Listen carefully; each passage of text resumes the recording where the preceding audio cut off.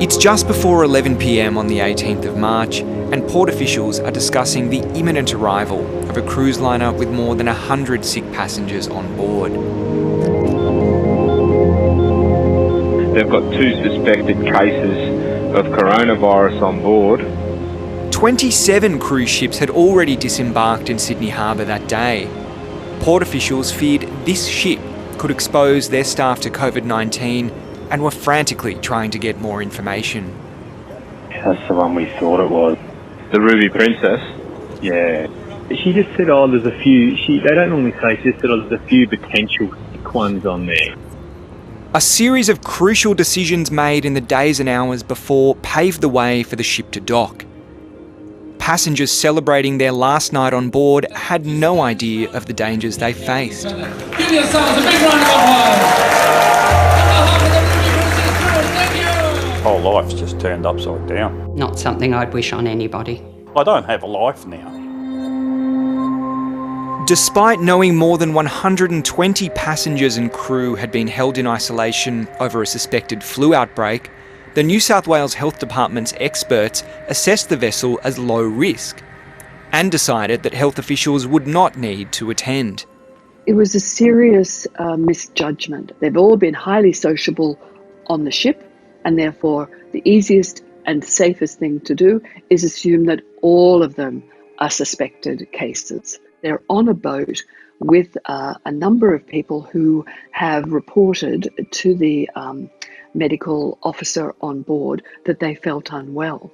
And that should be a red alert that there could be a problem. Can I now apologise unreservedly to anybody who suffered as a result of the mistakes that were outlined in the report? We have learnt so much since those horrible mistakes.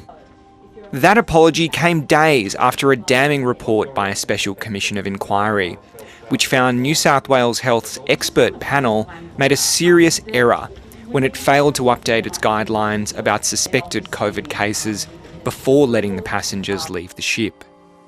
The inquiry found that New South Wales Health made inexplicable and basic errors in its response, that it failed to take into account a late spike in the number of sick passengers. And 13 swabs taken on board were supposed to be tested the morning passengers left the vessel, but the testing was delayed. We're talking about 28 deaths and well over 700 positive COVID cases. And these are things that should never happen to anyone that has purchased a ticket to go on a cruise. Nothing was said on the ship, but we were all getting jittery. Our medical team would like to see all guests and crew with fever or respiratory symptoms.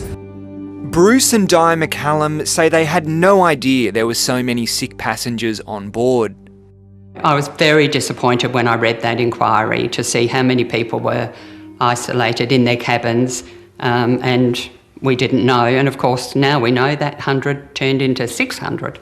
They didn't disclose relevant matters to the passengers. For example, they didn't disclose that there were influenza-like illnesses on board the cruise, illnesses which were consistent with symptoms of coronavirus. Another couple, Carla and Graham Lake, tested positive for COVID-19 and ended up in Caboolture Hospital. And she was really struggling. Mum kept saying to her, Carla, you've got to fight. And she kept saying, yes, I am fighting. She nodded off to sleep, and I just thought she's sleeping. I didn't realise that she was never waking up again. Days after his wife Carla died, Graham received an unexpected phone call. The New South Wales Health rang me probably half a dozen times to make sure that we were self-isolating. They rang me, I was discharged from hospital. I think they rang me that day or the next day to ask me was Carla and I still isolating. And Carla had been gone for 5 days. It was a disgrace, complete disgrace. The inquiry stopped short of making any systemic findings against New South Wales Health.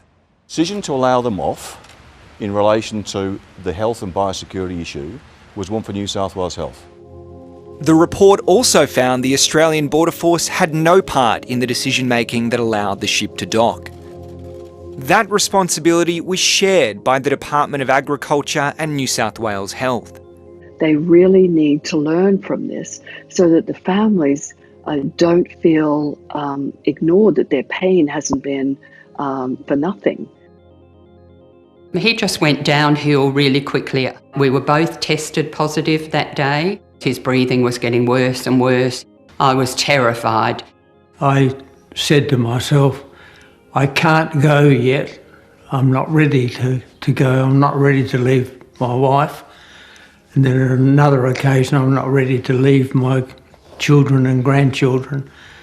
And I came back. Tough fellow. Graham Lake hopes the mistakes of the Ruby Princess will never be repeated. There's probably 28 other families out there in the same predicament as me. And so I fully understand what they're going through. And so I'm hoping now that this won't happen to another 28 families.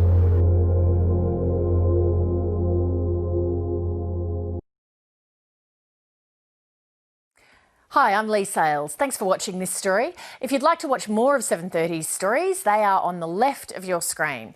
And tap on the button below to subscribe and get the latest from ABC News.